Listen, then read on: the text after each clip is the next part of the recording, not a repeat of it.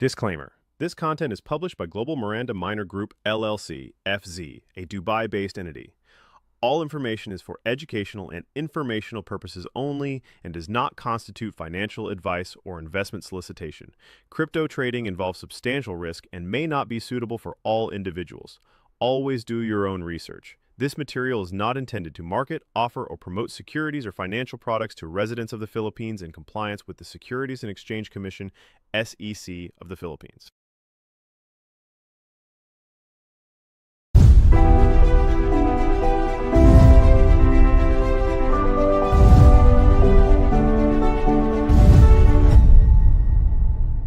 This is the Global Miranda Minor Group, our home of the culture of Malasakit. This is the Global Miranda Minor Group, our home of the culture of Malasakit.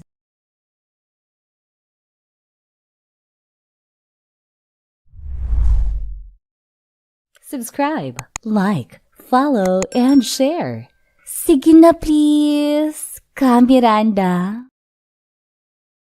Ladies and gentlemen, allow me to introduce to you the one and only, the voice that introduced, pitikin kita sa ilong, isang hampas na lang ng palakol, the power of yet. Please, let's give it up to our pambansang crypto coach, Coach Miranda Minor.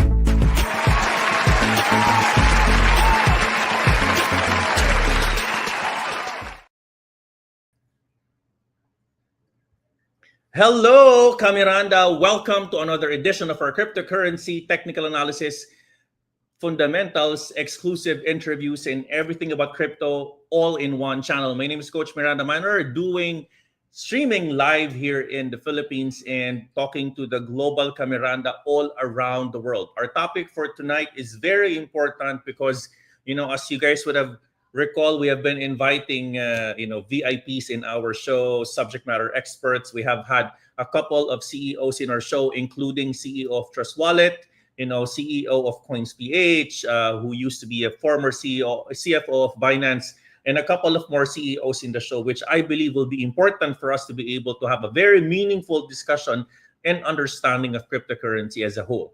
This is going to be very important for you as a trader because this would give you insights on expert opinions on where are we from the hottest topics today about cryptocurrency. And speaking of that, Kamiranda, my topic for today is about cryptocurrency adoption, the institutional adoption, that FOMO I've been trying to talk about.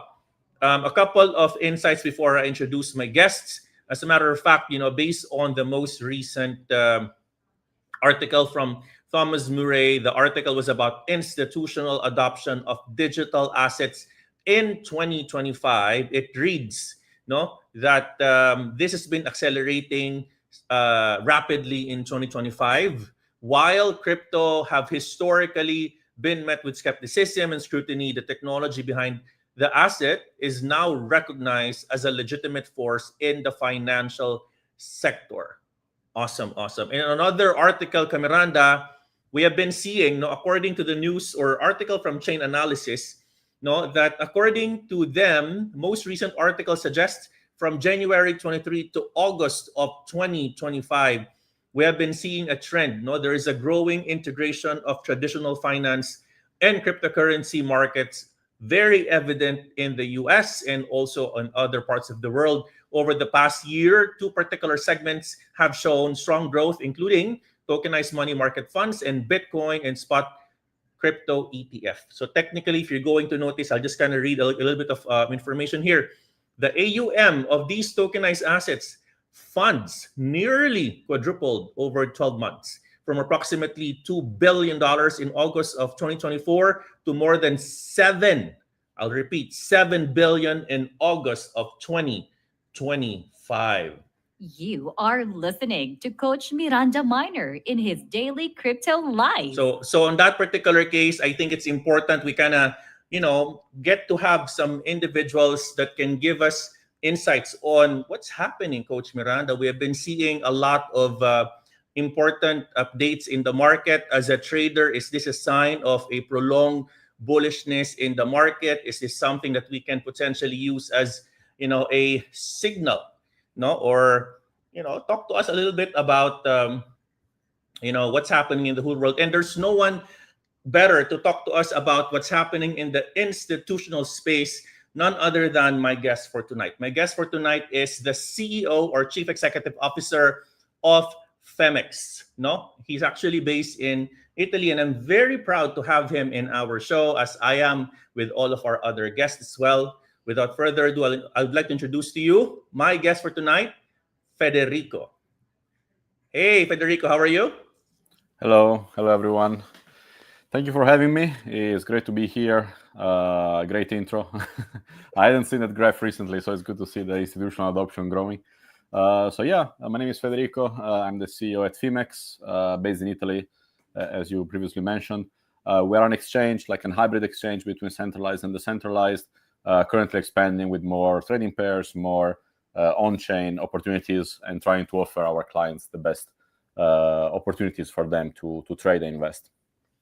By the way, before we start the show, is it still raining there in Milan? Because I was there, like it's No. raining. Not It's anymore. super sunny, so yeah, you got the Super wrong sunny. week. No, I think I went there in the wrong week, but I know it's a beautiful place. You're approaching autumn season already, correct? Yeah. It's a A bit very colder, nice yeah. place to kind of to walk around. You see it's getting colder and more chilly, right? Yeah, More yeah. chill. It's interesting. All right. Okay. So, and as I've said, we're talking offline. We're building our European team there, and I'm very happy because we have 8 global Miranda Minor mentors based in Europe, and we're starting to build that infrastructure there. So, Federico, I just want to ask, how long have you been in this space? How is it to be a CEO of an awesome exchange?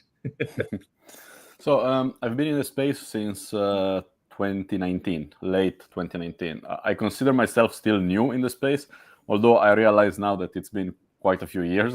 Like there has been a couple of generations after the ones that I joined with. So we launched the exchange in 2019. So we were pretty lucky because we were able to basically catch the whole bull market from when essentially there was the COVID crash at early 2020. But then since then the markets ripped all the way to essentially 60K for Bitcoin, like the previous all-time high. So I think we entered the market with a good timing. Previously, I was researching cybersecurity and international relations, so I was kind of looking into crypto more like from a technical point of view more than financial. But then some of my acquaintances were raising capital for this exchange, and they asked me if I wanted to join to manage the business side of the exchange for the international partners and so on. And we decided to start it, and so we were pretty successful at timing the market, I would say. Nice. So what a very awesome time. I agree, because 2019 was the time when you've kind of noticed the crypto winter and then all the way up to the bull market on 2020, 2021, right? So nice. Yeah. Nice. And have you always been, I've heard the background, but have you always been intrigued about cryptocurrency? Or I think the right question is, have you been a doubter before, like years ago? At some point, yes. I think everyone is a little bit skeptical at the beginning. Like I would say that the mental step necessary to understand limited supply, like how do you mine tokens and so on, like these kind of things, I think they require a little bit of better understanding of the tool. Nevertheless, as soon as I heard about what Bitcoin is, I was kind of fascinated by it. At that point, the real issue is understanding whether you're entering too late into a market that might be already kind of foaming, and that's what I felt in 2017, 18 when I first heard about it, like in the first bull run. That the top at that point was like 17K for Bitcoin, if I'm not mistaken. So it was a completely different size of a market, but it felt like everyone was talking about it. You know what I mean? So when everyone is talking about something, like maybe you're entering a little bit too late in the market. That's right. So yeah, that was my feeling at the time. So I said, okay, I will keep an eye on this, and if it still exists in a couple of years, then I think it would be a good time to get in. Okay, sounds good. And yeah, you're right. 2017, 2018 was around 17,000, went way down to around 5K, 6K, and went all the way up again. So I think it's a good segue to my question, right? So, let me ask you and your opinion about institutional adoption. I've given a couple of statistics earlier, and I've obviously seen, but I guess in your lens, Federico, how do you see institutions like within your radar, how are they approaching crypto today, and what role will exchanges like you guys in Phemex play into this adoption? Are you guys part of this? Okay, let's all grow in and stuff like that. I mean, what's your role at this point in time for that approach? Yeah, I think at this point, most institutions have somewhat dabbled in crypto, like either offering to their clients or investing themselves. So it's just a matter of understanding like how earnest they are in their approach, because we've seen some institution even like adoption in 2021, right? But that didn't necessarily end well. Like they didn't protect the market from crashing from like Bitcoin from 60K to 15K, right? So what you really want to see, I think, is when the market changes, like when you have like a significant shift in the market structure. So we go from like bull market to bear market, at some point it's going to happen, right?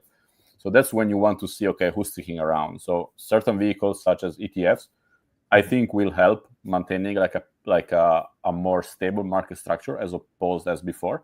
But a lot of the institutional adoption that you see sometimes, like brands hyping up crypto or NFTs or whatever, those kind of things, they can go away pretty quickly. So as long as the market is bullish, then yeah, everyone is happy about being in crypto. But once the market is bearish, a lot of people will just stop caring about it. You know what I mean? Right. No, I agree. And people are looking for signals, right? Like the Yeah. ETF approval. The earliest one I'm seeing in the picture is going to be October, where we have the deadline for SEC to approve all of those ETFs or ETPs. So there's a lot of buzz right now. I mean, in fact, when you attend a couple of crypto conferences, it's funny because I attended 2022. I was in the States, in Texas, and that's when you kind of see the bear market, creeping in, right? Bitcoin going down. I was there. I was like, okay, and I see lawyers, I see people who are not in the space, right? And now it's getting crazy, man. I was in Dubai talking 2014, like, so many people coming in again to the picture, right? Yeah. But from a Web2 space, like people who are not in crypto and they would like to enter, what are the main hurdles that you are seeing right now for them, for these institutions whenever they come to crypto? What are those main hurdles that they're looking at, and how can Phemex help those? I mean, how can Phemex help them from removing those barriers? Right. It's a good question. So I think everyone in crypto is trying to solve this issue. Like, how do you get new people into crypto without scaring them off? So I think different protocols have given different answers, and like different approaches have found successes at the same time. So now, for example, we're seeing like Pump.Fun like trying like kind of like a hyper gambling approach to cryptocurrency, right?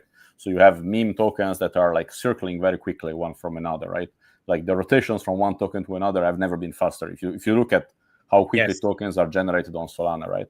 Nevertheless, this market is certainly scary for some adopters, right? Like someone might be a bit older, like maybe are above the age of 35. They don't want to check the chart every 5 minutes. You know what I mean? Like they want to invest into something like maybe a little, but maybe a little bit with a little bit of edge, like some Bitcoin or like Solana or something. But they don't want like to have to check the new trend every 2 minutes, right? Yeah. So I think a centralized exchange offer that kind of more structured proposal to users. So that's a kind of like a value proposition for users in which, okay, you are in a very like fast-paced market. Nevertheless, there are some kind of balances behind in which what is listed, what is promoted, the liquidity, all these kind of things are a little bit safer than if you trade on chain, right? So I think that's always going to be the case. Like even if you look at more dexes such as Hyperliquid, right? Even though Hyperliquid is a dex, nevertheless, like there is a foundation managing like the listings and the liquidity in the listings and so on. So it's not like complete Wild West. Like people need some kind of structure, I feel, when it comes to trading. Some others prefer like the complete lack of structure, so they will trade in mostly more volatile markets such as Solana, meme coins, and so on. So the fund flow and you're right, because I've also discussed that paradigm. I call it the fund flow paradigm, where obviously the funds are just going around in circles. Like when Bitcoin is overbought, it goes to the altcoins. When altcoins are overbought, it goes to the meme coins. It kind of goes that circle. You mentioned about a couple of types of traders, right? So the older ones, so to speak, are those who are into the macro caps of the world, right? They don't want to go to the I'll call them shit coins. So let's just call it that way. Because Yeah. my viewers are also into stock market, so we call them third liners, right? The garbage Yeah. stocks, right? So my question is, beyond the trading volume, open interests, right? Things like that. What signs are you looking for as a CEO into engaging whether institutions are truly committing capital to crypto this year? Because again, the coin market cap is like 4.01 trillion already. It's increasing, Yeah. right? It's getting there, and then you're now, to your point, there's a lot of coins being listed, but some Yeah. of the major altcoins are now Mm, BNBs at also almost $1,000. It's yes. it's getting there, right? So what are those things that you're looking for? Are they really committing capital to crypto this year? And what are your sense over So the next couple of months? Sorry. yeah, my sense is that I don't see the global market cap of crypto increasing significantly for the next few months. And the reason why I say I think what's going to happen is a rotation to quality at first. So I think the market will not price a higher general market cap because there is not necessarily a significant flow of retail or institution coming in crypto. So I think it's just going to happen what's a reallocation. There is still so many overvalued projects if you check the CoinGecko top 50, right? It's like some chains with no users, no use case, a lot of layer twos without any kind of product market fit. A lot of projects that are kind of like still hanging on from 2018, like they do basically nothing, just do conferences and stuff. So I think these projects will lose market share. Some other like quality projects will gain market share. So of course you will see BNB, Solana, Hyperliquid, this kind of like more successful protocols will find a bid. But I don't think the whole market, there's not going to be like a tide rising all the boats for now until we have like significant reduction of interest rate. But I think for that to happen, we will need to see something a bit more like a more systemic kind of shock in the market before we actually see a significant change in the rate, interesting rates. Yeah. So speaking of interest rates, so we have had a cut 2 days ago, a 25 basis point interest rate cut, Yeah. and we're forecasting 2 more coming in this year. Um, um, going back to the commitment of institutions. Um, I want to go to the question now of sorry, I want to follow that up with a question about the trust on crypto exchanges. Mm-hmm. You've been in this space for quite some time. I'm sure you've seen the FTX of the world, right? In a Yeah. couple of exchanges. So, in all of those failures in the industry, how are you guys addressing this in advance? Obviously, to make sure we continue to build trust in both retail and institutional users. Yeah, it's a very good question. Like, it's kind of shocking that proof of reserves were not a thing before FTX collapsed. Like, somehow we all kind of trusted centralized exchanges on the world. So I think that's a paradigm that was necessary to happen. I'm sad that it happened like with that kind of crisis, of course, because a lot of people lost money. Like now they got them back, but still, it's kind of like that kind of bad PR on crypto will never go away. Like it's still people are kind of scared about crypto because of what happened with FTX and so on, and Luna and many others. So I think now that we have all these tools like proof of reserves, all the exchanges wallets are public, like most of exchanges have them, and security of exchanges have improved a lot as well when it comes to like managing withdrawals. I think that it's a much safer market, and I think like what has happened in the past couple of years were instrumental in making the whole industry better. Like even though there was like a period of crisis, yeah. Agree. I think you're right. I think it's meant to happen because when it happened, everyone started to kind of prove, hey, we have a proof of reserve, etc. And then, by the Yeah. way, we, for me, it's my own humble opinion. I think it kind of gave some political, attention into it, right? And eventually, you have now a president who's supportive of crypto. I'm Yeah. talking about Trump overall, and obviously the entire SEC who has been supportive of exchanges, etc. So let's talk about, and I've mentioned this question to you because I really like this question, right? There are exchanges, I mentioned this to the Camirandas who are following me. I just had a dinner with Ben Zhao, owner of Bybit in Dubai, Mhm. a couple of months ago. I met Starsu in F1 a couple of times. these CEOs, they have had a couple of things done, and one of that is OKX, for example. Okay, they had an OKB, right? BitGet, BGB, right? And right now, BNB is $1,000, by the way, Yeah. with right? And Yeah. they started to attract attention because they made significant pronouncements. OKX said, "Hey, we're going to be doing a Bitcoin model for our OKB, etc." So for Phemex, have you guys thought of doing the same? And what do you see is the future of these types of coins in your lens? Yeah, it's a very good question. I think right now, like people's demands from tokens is very high. Like they expect a lot from a token. So not only just price going up, but they want to know why. So I think our approach with PT, our exchange token, has been to combine several different things that our users might like. For example, staking and earning some coins, some buybacks and burns that we do from our on-chain, like trading volume. Launch pools are very instrumental in keeping the users happy. So we share part of our revenue with our users as much as we can. And we want to do more of that. At the same time, there are some legal considerations. Like you have to be a little bit careful with how you share value to your users without the token becoming a security, right? So you have to kind of like balance this thin line between offering value to the users without necessarily offering like an unlicensed security, right? So it's a little bit tricky. But I think a lot of exchanges have been doing well. But for example, you see Bybit, they don't have a token, right? But they're still doing well as an exchange. So Bybit, Right. they have they have Mantle, but it's not really an exchange token in itself. I think Binance have done that the best. I think BGB has been doing well, but I would say it's a little bit more maybe supply control than BNB. If just looking at the market, like the distribution of the tokens and so on. So yeah, I think like every exchange is finding ways to provide value to their customers. Essentially, That's right.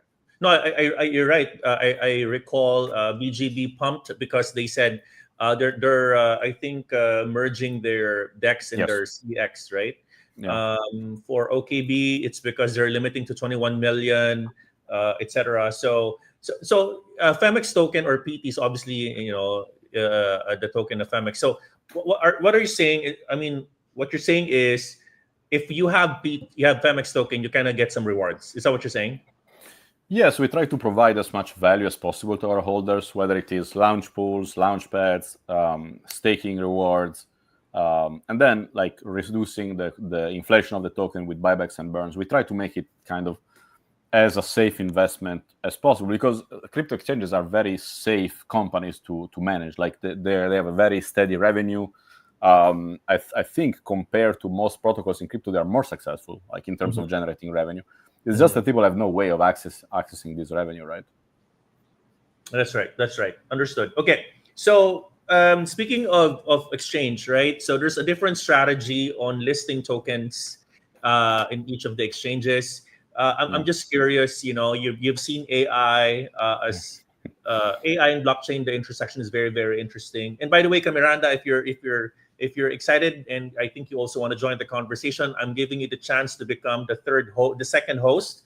Please join me and ask questions in the comment section, so at least we can ask that question to Federico. And as I've said in my post, if I choose the best question, you have something from Coach Miranda. Yay! So please ask the question below. Woo-hoo.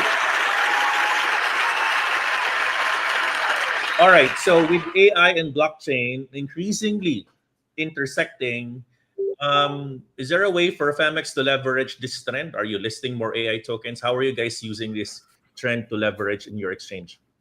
It's a good question. Like, to be honest, like when was this? Last summer, we had all this like trend of AI agents. Like it was like so popular. Like every week, we had a token pumping to 100 million or something. Like every day. But I think the products were kind of lackluster. So I think we are still early when it comes to AI and crypto. It's like you combine two sectors which have kind of like a niche success rate, I would say.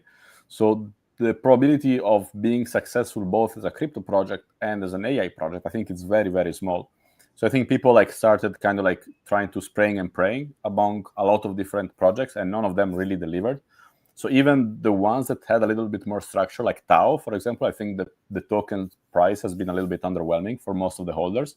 So I think, like, for example, if you take Tau, like in fact the token pumped before it was listed on any exchange, right? So that's kind of annoying for retail users because it's like once it is on the it's like you missed it. Like once it's on the exchanges, it's too late, right? So it's the same kind of happened with a lot of these AI tokens. You had to kind of look for them on chain, and then when they reached centralized exchange, it was like the end for them, right? It's kind of like they were meme tokens. So I think we haven't found a good system of incentive yet for AI tokens to work. And I think obviously the first token that landed is going to be like top 5, top 10 for sure, like in terms of market cap. The problem is that like I don't think that blueprint exists yet. Like Ethereum has set a blueprint for a layer 1, so you can follow that. That's right. But there is no blueprint for like an AI crypto token right now. Yeah, you're right. I've seen a couple of tokens who tried to become, sort of the benchmark. Yeah, you're right. Oh, so a couple of articles I've read earlier. Obviously, adoption is there, not just in North America, even in Europe, etc. With a couple of government support we're getting there. Question is, with the global adoption accelerating, what partnerships or collaborations should we expect from you guys in Phemex to strengthen your position, not just this year, but over the next couple of years? I think this cycle will be long. We're entering the bull cycle. And how are you guys seeing yourself from a collaboration standpoint? Yes. So I think for a centralized exchange, you have the advantage of being able to capture every narrative in the market. So you can, as a centralized exchange, work with projects on Solana, projects on Ton, projects on Ethereum layer 2s or whatever, because you're kind of like an omni-chain like infrastructure, right? But for an exchange, it's important to keep up with all these different things that are happening in the market. That means that you have to collaborate with fiat gateways, you have to collaborate with on-chain providers, you have to collaborate with possibly prediction markets, which are kind of like becoming the new trend. So as an exchange, it's important to find the correct partner because you will like connect your users to these kind of services. You know what I mean? So if I connect my users to a layer 1, like Solana, Base, or layer 2 in that case, but I that means that I think that there is value in these chains, right? I cannot tell my users to go to layer 1 to trade and then all of them lose money, right? So that would be like, it's an endorsement from the side of Phemex. So we have to be careful who we work with and making sure that we like collaborate with the right people that have also like the user's interest in mind as their first priority. Sure. And Federico, this is not in the list of questions I sent over to you, but I'm just very curious, man. Where did the word Phemex come from? And what's the history about that name of the exchange? Because I mean, it's a question, right? Yeah, it's a good question. Like it comes up pretty often. Like it's from a Greek goddess called Fama, which is like from good luck and like good news. And of course, so it's so it's a little bit kind of like superstitious. So did you say Greek goddess? Yes. Yeah. Okay, for good luck. Okay. Yeah, and then Mex from like mercantile exchange, like BitMEX. At the time was the most popular exchange for perpetual futures, so we wanted to take something from BitMEX. Oh, got it. Yeah. Okay, so it's a combination of the goddess and the EX. Yeah, exactly. Yeah, you're right. Because everyone's like kind of doing the same nomenclature naming convention. Right? I think the best one is Bybit. I think Bybit is like the most creative one. Binance and Bybit are the best, probably. Well, I will say that when I interview them on my show. But for me, the best is, All right. So okay, I'm gonna be asking a couple of questions from the community, and I want your answers to be just quick, if you don't mind, Federico. And sure. After the list of questions, I want you to choose the best question, at least in your opinion. Okay? If it's okay, just give me the context of that question you've answered. All right? Okay. Let me just read a couple of questions here. From Nick Uy, how do centralized exchanges prepare for black swan events like mass withdrawals or hacks? I think you've answered a little bit about this, but go ahead, please. Yes. So mass withdrawals is not an issue. Like all the funds are accounted for. If you do proof of reserves, like all the funds are visible there. So I mean, it sucks for the exchange, but like if the exchange is honest, then it's not going to be a problem. Like we had mass withdrawals in 2021 when FTX crashed. Of course, like everyone was like pulling funds from centralized exchanges because no one knew what was going on. So yeah, you just handle it. Like it takes a little bit longer, maybe to like move all the funds from cold wallet and so on. And in terms of coordinated hacks, it's a little bit more complicated. Like you need like good standard operating procedures in place. Nevertheless, the sophistication of attacks have gotten much, much higher. Like we have seen significant hacks in the past year, like hitting exchanges and on-chain providers as well. So I think our industry would need to coordinate internally a little bit better to face coordinated hacks. Unfortunately, like we don't have like a centralized system such as like a banking system or whatever. So since part of our system is decentralized and permissionless, that means that sometimes hacks will be successful. So you try to prepare as much as you can, always protect the user's funds, always cover every loss. But because of the nature of the industry we are in, that can happen. Yeah. It's a very good point and very honest answer. Thanks for that. I like this question, but I'll try to rephrase the question from Jack Tower. What is the biggest lesson you would like to? I mean, what's the biggest lesson, and what's the tip you can give to any trader from your experience for the many years, right? As a CEO, go ahead. Yes, I would say try to make sure that you don't like that the content that you see doesn't come from a very specific niche. For example, when Solana collapsed after the FTX things, I didn't pay much attention to the Solana community for a long time. But in fact, the resilience of that community and all the activity in that community in the months after what happened to FTX would have been a good sign that that ecosystem was going to succeed. So I would say try to diversify where you get your information from, not only from maybe one ecosystem or whatever. Try to diversify where you get information and try to like check different ecosystems. That's a very good point. You're right, because Solana went all the way down to almost $7 coming from, and now it's like 250 plus again. So really good point. Really good point. Yeah, that's a good point. Let me just check another question.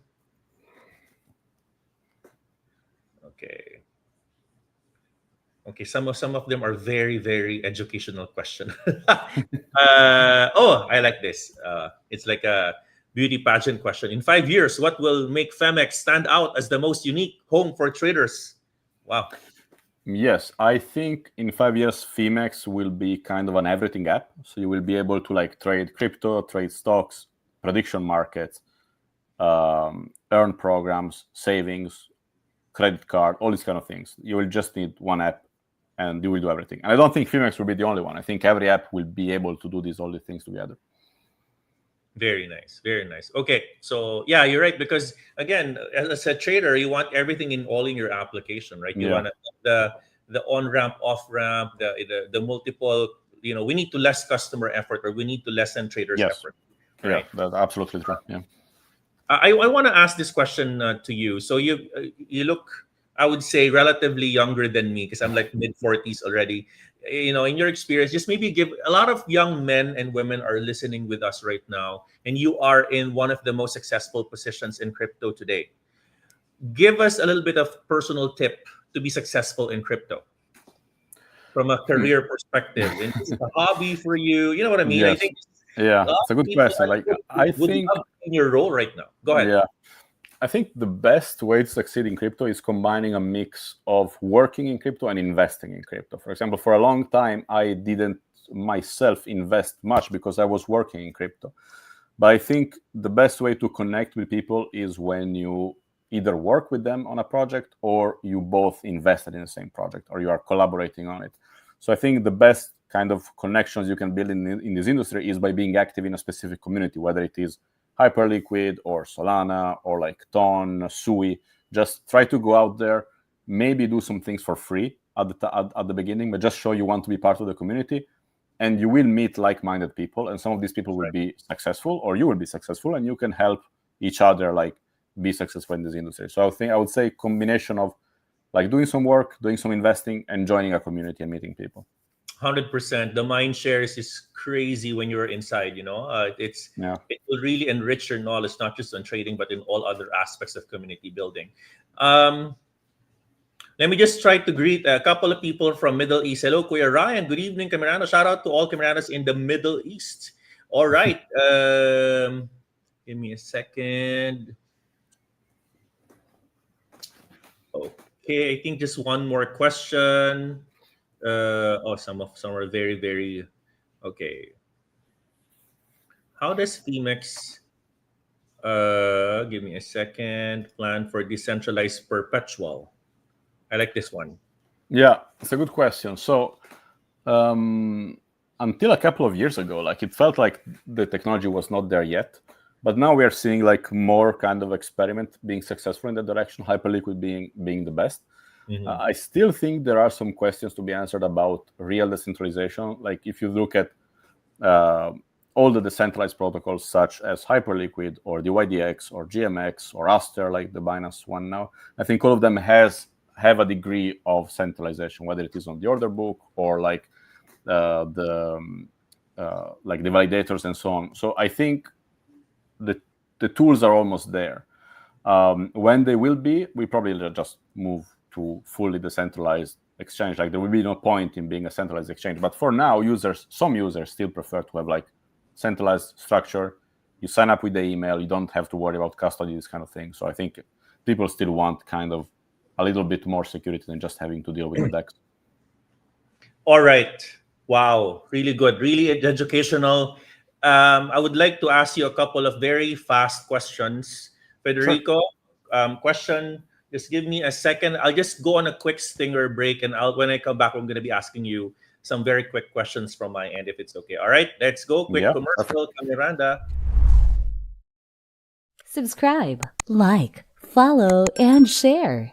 Sige na please, Kamiranda. Let's all discuss all of the worthy issues ngayon sa ating market. This is Coach Miranda Minor Reacts.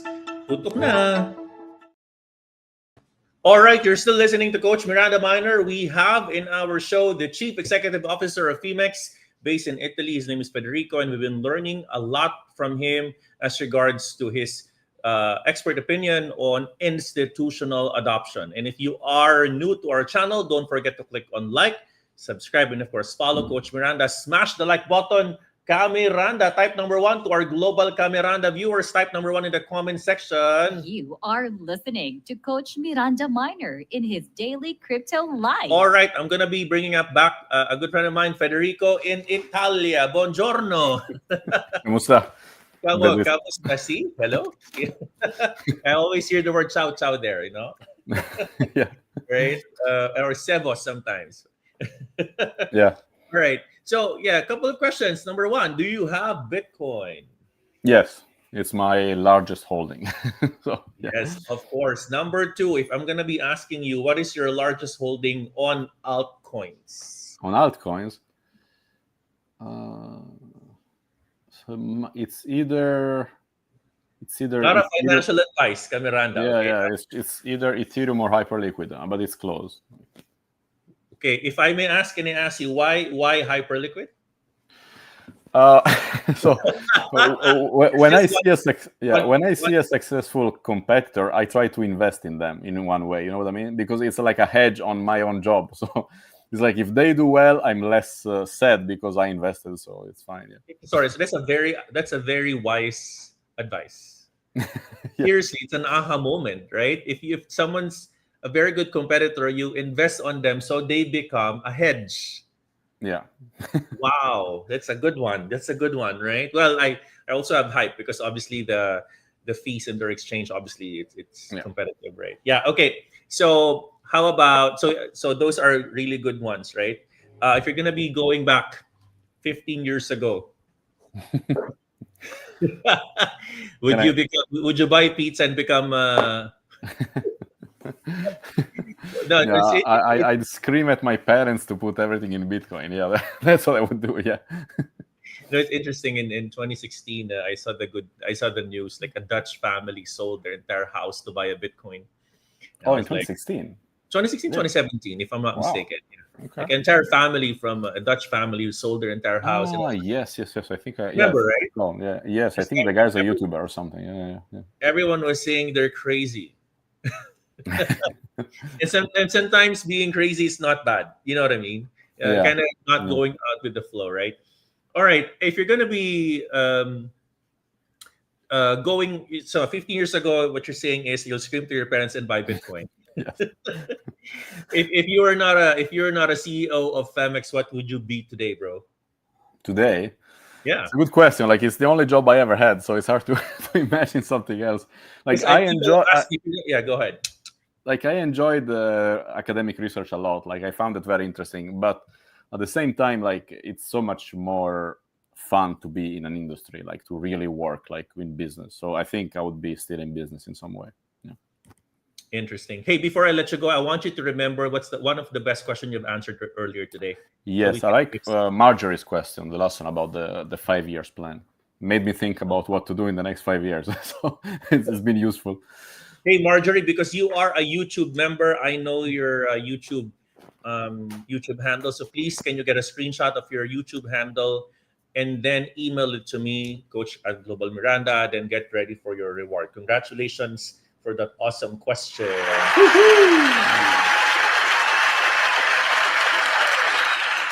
I mean, just kind of on a hindsight, right? So I really like, and I resonated to your comment earlier about it's really a good aha moment. I have not gotten over of it yet. You said if you have a competitor, you invest on them, so it's a hedge against it's a hedge on you. Really Yeah. awesome. You know, I did it all with right. BNB with Hyperliquid. Yeah, sometimes it really pays off. Yeah.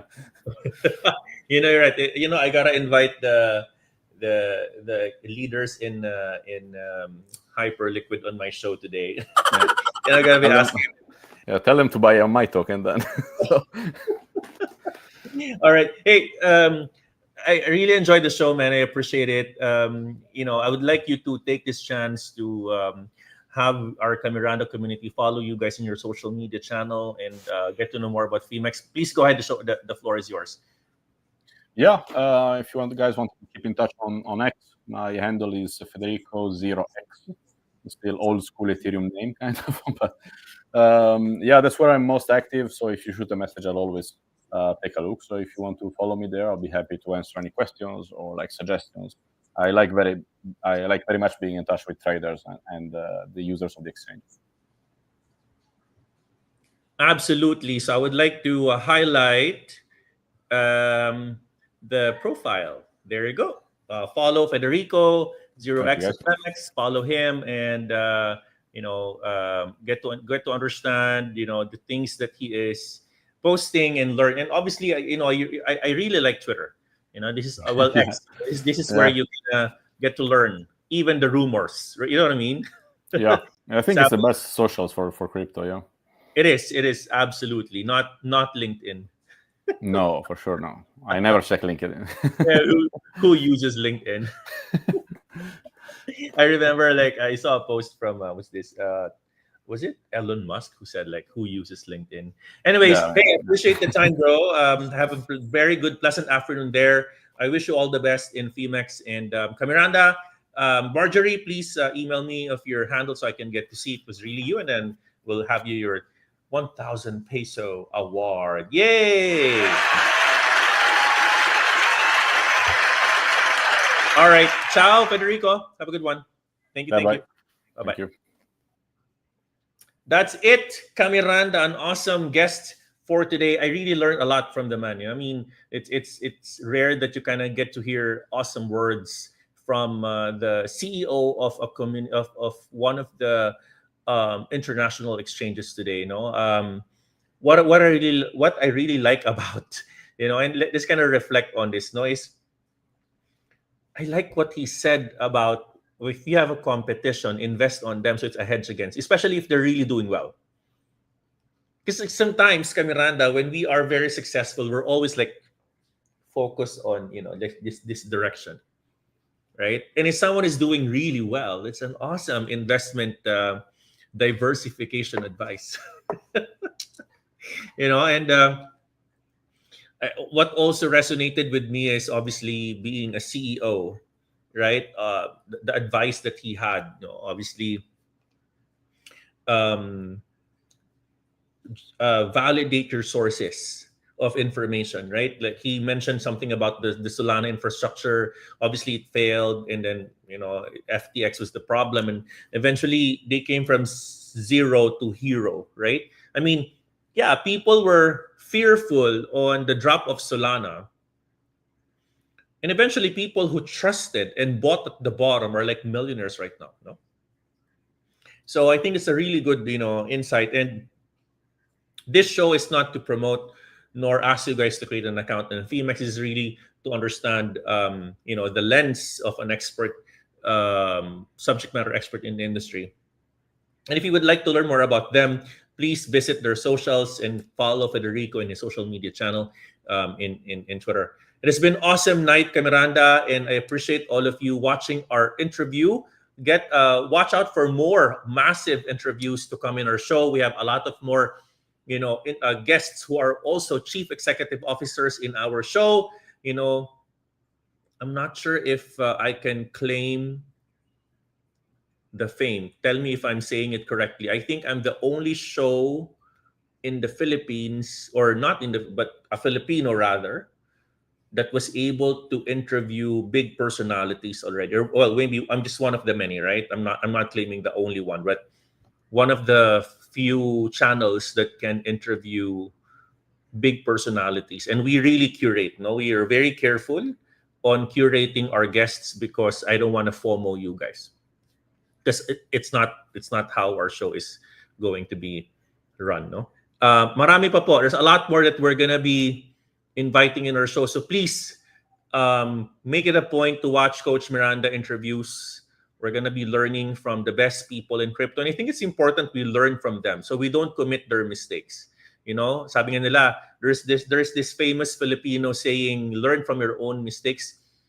And I said that's cliche. I mean, it's already old school, man. I mean, gone are the days that you learn from your own mistakes. That's why there's AI. You learn from the mistake of others and don't commit it, right? Because those mistakes can be very expensive, Camiranda, right? So I think we need to learn from their mistakes and then improve ourselves, right? And as I always say as well, success is a lousy teacher, no? So we learn from the mistakes.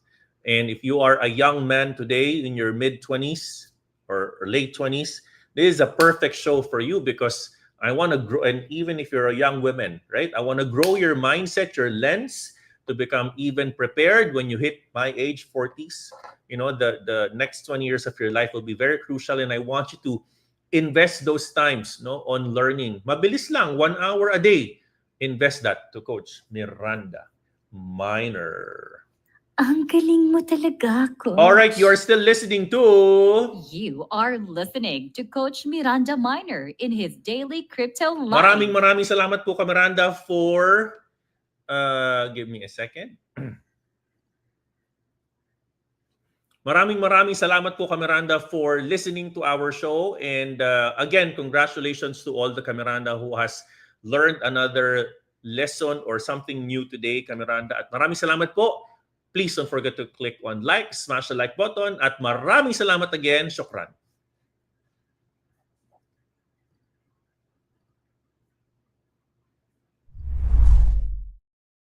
Subscribe, like, follow, and share. Sige na please, Kamiranda.